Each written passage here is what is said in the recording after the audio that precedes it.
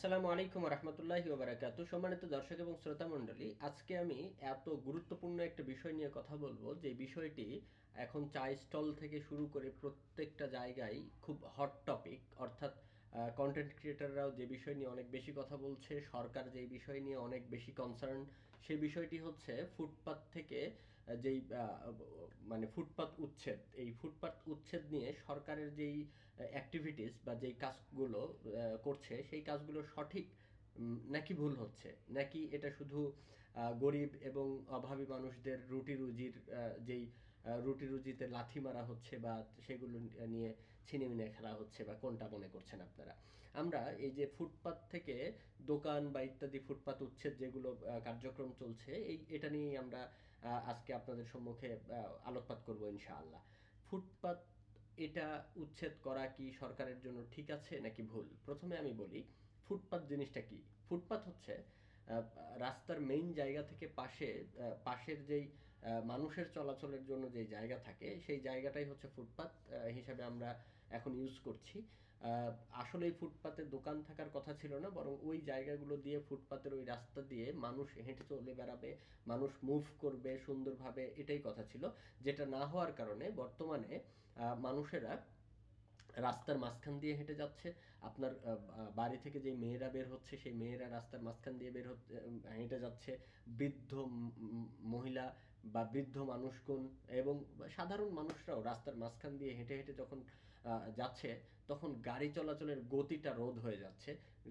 গাড়ি চলার যেই গতি, যেই রাস্তায় যেভাবে যেই স্পিডে যাওয়ার কথা, সেই স্পিডে ওই গাড়িটা চলাচল করতে পারছে না। এই ক্ষেত্রে তখন দেখা যাচ্ছে যানজট, এবং এই পরিস্থিতিতে অ্যাক্সিডেন্ট বেড়ে যাচ্ছে, ঝুঁকিপূর্ণ একটা রাস্তা তৈরি হচ্ছে। তাই এখন আমাদের করণীয় কি? এখন আমাদের করণীয় হচ্ছে, সরকারের পক্ষ থেকে দুটি দিক রয়েছে। একটি দিক হচ্ছে এই ফুটপাত নিয়ে, ফুটপাতের যেই দোকানপাট রয়েছে ফুটপাতে, সেই দোকানপাটগুলোকে উচ্ছেদ করতে হবে। এটা অবশ্যই 100% করতে হবে, এটা 100% শিওর। এটা নিয়ে কোনো রকমের দ্বিমত নেই বা মতনৈক্য নেই যে এটা করা যাবে না, এটা করতে হবে। এটা হচ্ছে প্রথম কথা। দ্বিতীয় কথা, যখন আমরা ফুটপাতকে উচ্ছেদ করতে যাচ্ছি, তখন ওই যে যেই জায়গাতে দোকান করে একজন গরিব অভাবী মানুষ দিন যাপন করছে, রাত্রি যাপন করছে, তার ওখান থেকে যে 500 টাকা বিক্রি করে ওই 500 টাকা নিয়ে তার স্ত্রীর হাতে তুলে দিচ্ছে, সেটা দিয়ে চাল কিনে সেইটা দিয়ে তার সংসার চলছে। তার সংসারের কি হবে যদি আমরা ফুটপাত থেকে তাদেরকে উৎখাত করি? এখানে দুটা দিক চলে আসলো। একটা হচ্ছে মানবিক দিক। এই মানবিক দিক দৃষ্টিকোণ থেকে যদি আমরা দেখি, তাহলে আমরা বুঝতে পারবো যে ওই ফুটপাতের দোকানদারকে ওখান থেকে উচ্ছেদ করা ঠিক হচ্ছে না। কিন্তু যদি আমরা এটা রাইটস অফ হিউম্যানিটি, অর্থাৎ প্রত্যেকটা মানুষের এটা সরকারের কাছে বা রাষ্ট্রের কাছে এটা অধিকার, যে রাষ্ট্র আমাকে চলাচলের অধিকার প্রদান করবে।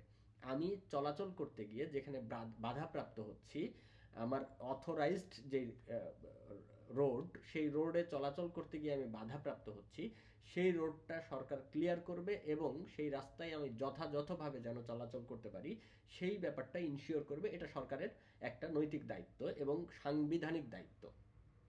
শুধু নৈতিক দায়িত্ব নয়, বরং সাংবিধানিক দায়িত্ব। আর আমি নাগরিক হিসাবে আমার প্রাপ্য, এটা আমি সরকারের কাছ থেকে বুঝে নিব। সেটা হচ্ছে আমাকে রাস্তা দিয়ে চলাচলের সুবিধা দিতে হবে। রাইটস অফ মুভমেন্ট, যেটা আমার চলাচলের যেই অধিকার, সেটা আমাকে সরকার নিশ্চিত করবে। এখন যদি সরকার আমার চলাচলের বিষয়টা নিশ্চিত করতে যায়, তাহলে একজন মানুষ, তার পেটে লাথি মারা হচ্ছে, তার রুটি রুজিতে লাথি মারা হচ্ছে। দুই দিকেই সমস্যা, সরকার কোন দিকে যাবে? আমার কাছে মনে হয় সরকার যেটা করবে, যারা একটা এই ফুটপাতে যারা দোকান করেছে, তাদেরকে একটা সুন্দর একটা ভিন্ন একটা রাস্তা দেবে, যে তুমি এখানে না বসে ওই জায়গাটাতে বসো, দোকানপাটের ব্যবস্থা এখানে নয় বরং ওখানে করা হবে। এই ব্যবস্থাটা করে দিয়ে তাকেও সুন্দর একটা দোকানের ব্যবস্থা করে দিবে। আর সাথে এই দোকান ভাড়া হিসাবে যেই টাকাটা এই যে চাঁদাবাজ দখলদারদেরকে এই দোকানদাররা যে টাকাগুলো দিত, সেই টাকা বা একটা লিমিটেড ভাড়া নিয়ে সরকার সেই মানুষদের কাছ থেকে ভাড়া নেবে, এবং সেটাও একটা সরকারি দপ্তরে জমা হবে সেই টাকা। তাহলে এখান থেকে দুটা লাভ। একটা হচ্ছে দখল মুক্ত হলো রাস্তা, নাম্বার ওয়ান। 2 নাম্বার হচ্ছে ওই যে মানুষ যে ওখানে ফুটপাতে দোকান করত, সেই ব্যক্তিটা ওই দোকান থেকে যেই টাকা উপার্জন করে তার পরিবারের হাতে দিত, সেটাও ব্যাহত হলো না, বরং তাকে সুন্দর একটা রাস্তা দেখানো হলো যে তুমি এখানে না করে ওই জায়গাটা দোকান করবা, ওই জায়গাতে তুমি বিজনেস করবা। আর ওই ব্যক্তি যেই চাঁদাবাজদের কাছে চাঁদা দিত, সেই চাঁদাটা দেওয়ার আর কোনো দরকার হচ্ছে না, সেই চাঁদাটা সুন্দরভাবে রিফাইন হয়ে সরকারের খাতে যেয়ে জমা হচ্ছে। সাথে সাথে এই যখন ফুটপাত উৎখাত হচ্ছে, তখন রাস্তাগুলো ক্লিয়ার হচ্ছে। ঢাকা শহরের যানজট থেকে শুরু করে বাংলাদেশের প্রত্যেকটা জায়গাতেই এখন রাস্তা দখল করে ফুটপাতে দোকানপাট করা হচ্ছে। এই জায়গাগুলো খুব সুন্দরভাবে মেনটেন করা সম্ভব হবে। তাই আমি সরকারকে বিশেষভাবে অনুরোধ জানাবো, বা সরকার বলতে আমি প্রত্যেকটা মন্ত্রণালয়, বিশেষ করে এই যে এই সেক্টরে যিনি রয়েছেন আমাদের মন্ত্রী মশাই, তাকে আমরা খুব ভালোভাবেই রিকোয়েস্ট করব যে আমাদের এই রাস্তাগুলো নিয়ে আরও বিস্তর চিন্তা ভাবনা করে আমরা কিভাবে ঢাকা শহরকে তথা গোটা বাংলাদেশের গুরুত্বপূর্ণ শহরগুলোকে জ্যাম মুক্ত করতে পারি, বা কিভাবে আমরা এই এই এই ফুটপাতগুলো দখল মুক্ত করতে পারি, এটার একবারে স্থায়ী একটা সমাধান যেন আমরা করতে পারি, এই দিকে আমরা তাদেরকে দৃষ্টি আরোপ করার উদত্ত আহ্বান জানিয়ে আজকে আমি আমার সংক্ষিপ্ত কথা একটি অংশ এখানে শেষ করছি। ইনশাআল্লাহ ধারাবাহিকভাবে আমরা এই ফুটপাত থেকে কিভাবে আমরা দোকানগুলো উৎখাত করব, রাস্তা কিভাবে ক্লিয়ার করব, এবং আমরা যানজট কিভাবে নিরসন করব, এই বিষয় নিয়ে বিস্তারিত আরও আলোচনা করব ইনশাআল্লাহ।